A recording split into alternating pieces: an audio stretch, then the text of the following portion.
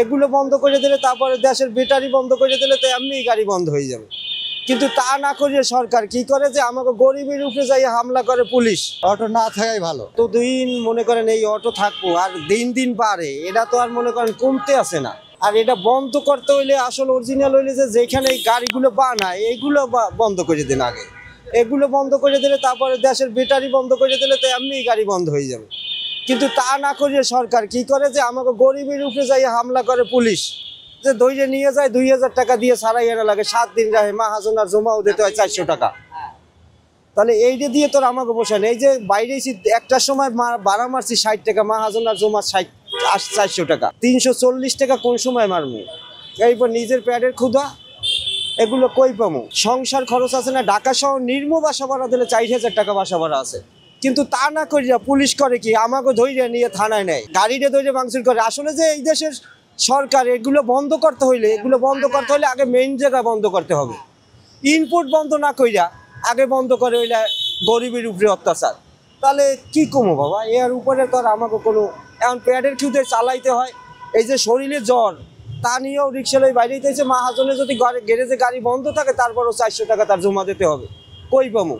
এগুলো বন্ধ করতে হলে চাচা, এগুলো বন্ধ করতে হলে আগে ঘোড়া বন্ধ করতে হবে, ঘোড়া বন্ধ করে তারপরে হইলে এগুলো বন্ধ করতে হবে। তাছাড়া বন্ধ করার কোনো লাইন এই দেশ হবে না। যে সরকার আসুক, যেই সরকার আসুক, এগুলো বন্ধ করতে হলে আগে ইনপুটগুলো বন্ধ করতে হবে, ব্যাটারি বন্ধ করতে হবে, সবকিছু বন্ধ করে এরপর হইলে এইটার উপরে। কারণ এটা যদি মাল আমরা না পাই তাহলে আমি বন্ধ হয়ে যাই। কিন্তু এটার মাল তো পাইতে আছি সব আমরা অ্যাভেলেবেল। তারপরে আপনি দেখেন এই শহরে যদি দৈনিক নতুন রিক্সা বাইরে যেতেছে, যেগুলো পুরনো আগে বাইরেই ছিল এগুলো থাকতো, তেও একটা পর্যায়ে থাকতো। কিন্তু তা না বন্ধ না করে নিত্য নতুন গাড়ি বাইর করে।